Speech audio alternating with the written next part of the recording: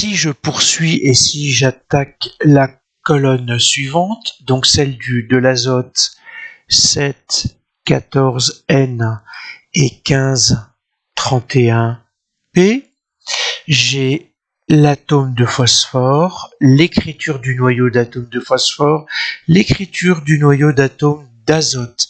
Dans le noyau, il y a 14 nucléons, donc 7 protons.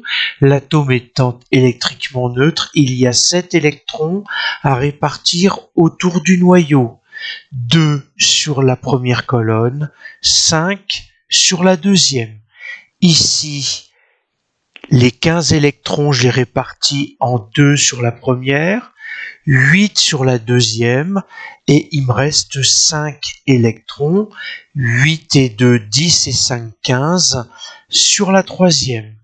Donc si je veux représenter l'atome d'azote, je vais le représenter de la sorte, l'atome de phosphore, le noyau, le symbole chimique, et puis par exemple, je vous rappelle que les électrons tournent, donc je vais apparier 2 électrons par exemple pour l'azote au-dessus. Donc en fait, la vraie représentation, c'est celle-ci.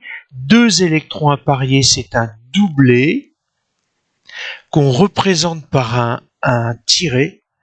Donc là, j'ai un doublet ici, et dans la représentation que j'ai faite ici, le doublet pour le phosphore serait là.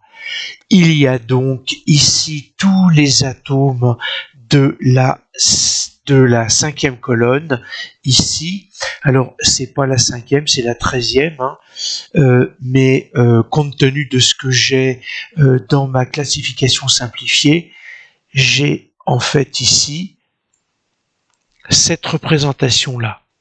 Si je continue avec l'oxygène et le soufre, O816, S1632, donc ça me fait K2, L6, 6 et 2, 8, 8 électrons autour du noyau, puisque 8 protons dans le noyau.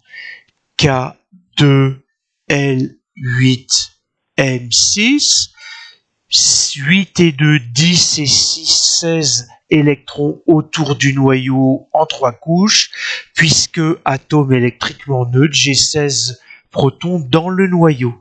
J'ai donc oxygène. Alors, je vais représenter ça comme ça. Si je représente de manière plus académique, le soufre, j'ai 1, 2, 3, 4, 5, 6 électrons, soit en fait l'atome de soufre que je vais représenter comme ça. Donc ici, l'atome va être représenté avec 2 doublets et 2 électrons célibataires.